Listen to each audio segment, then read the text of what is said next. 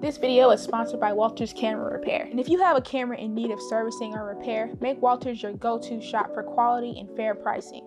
Website in the description below, and tell them Talya sent you. Alright you guys, I hope you enjoyed that behind the scenes of my photo shoot utilizing the 50mm Carl Zeiss lens for the Hasselblad. I'd like to give a special thank you to my model for this shoot, Pascal. Believe it or not, Pascal is not a model. He's in fact a singer, and his EP just dropped this Valentine's Day. So be sure to check him out. Links will be in the description for all his social media and his new EP. So I currently have the Hasselblad on loan to me from a friend. He's allowing me to use it for the month to get a feel for the camera. I had mentioned that I'd always been very curious about the Hasselblad system and particularly this camera. And he was like, don't worry about it, I got you. So I have had this camera with me since about mid-January, just kind of going around and utilizing it. I don't often hear much about the 50mm Carl Zeiss lens when it comes to its utilization with the Hasselblad 500 CM camera.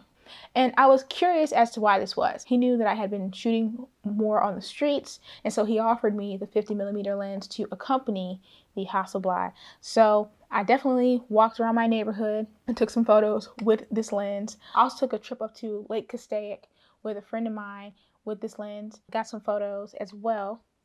So be on the lookout for that video. I really like the results that I've gotten with this lens. When my friend gave it to me, he was really hyped about me getting to use this lens because it comes with some pretty cool features. If I have a film speed of 400 and my light meter is telling me to shoot it at 5.6 and a shutter speed of 125, this is what my reading is. If I decide I want to change up my f-stop, I can.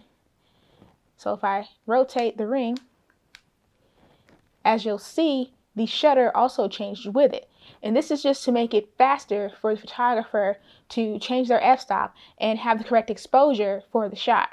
Say I want to switch the whole game up. The lighting conditions have changed, so I have to change my settings. So what I want to do is change my f-stop first. So I'll change the f-stop to whatever makes the most sense for the reading. And then if I hold down here, I can independently change my shutter speed. This lens is very intuitive for the photographer. I think it's a great hack. If I have my lighting conditions, they haven't changed, and I just quickly want to change my f-stop, the shutter speed is going to compensate for me. Fantastic, fantastic, fantastic feature of this lens. I was confident that this lens would give me the results that I wanted on the street because of its wide focal length. I wasn't so sure about it with portraits. I'm not someone who tends to love distortion when I'm shooting people. If you don't know, the 50mm Carl Zeiss lens works itself out to about a 38mm focal length if I were shooting on 35mm film. That's something to keep in mind. So I couldn't get too close on my model because it was obvious that distortion was happening. There are a couple images, and I'll put them on the screen, where I feel like distortion definitely played a part in the end result. Because this was more of a fashion kind of vibey shoot, I feel like it really works. My model, Pascal, is tall and long anyway, so I feel like the elongation, why not? The results looked really great with his body type because of the nature of the shoot that we were doing. Film stocks I utilized on this shoot were Kodak Portra 400, Kodak Portra 160, and Kodak Tmax 400. See a Kodak theme happening right now? Me too. For portrait work, I don't think I would like lean in heavy into the 50mm lens just because I don't normally like this kind of a look.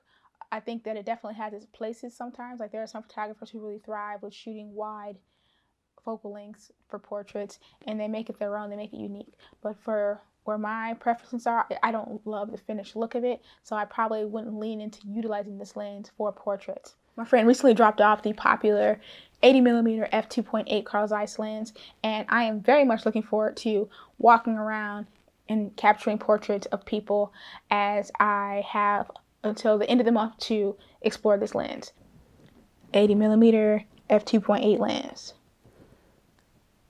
It's famous, it's classic. Everybody associates this lens with this camera normally. Now I have a few more videos scheduled to come out utilizing the 50mm lens, and I have a couple of shoots coming up that I plan on utilizing the 80mm lens with. I'm very excited to explore this camera system more. I am seriously thinking about scooping one of these cameras because I have enjoyed using it so much thus far. I can't wait to share more of my adventures with this camera with you all on my channel. I want to give a special thanks to the homie Selo for allowing me to use his camera for the month.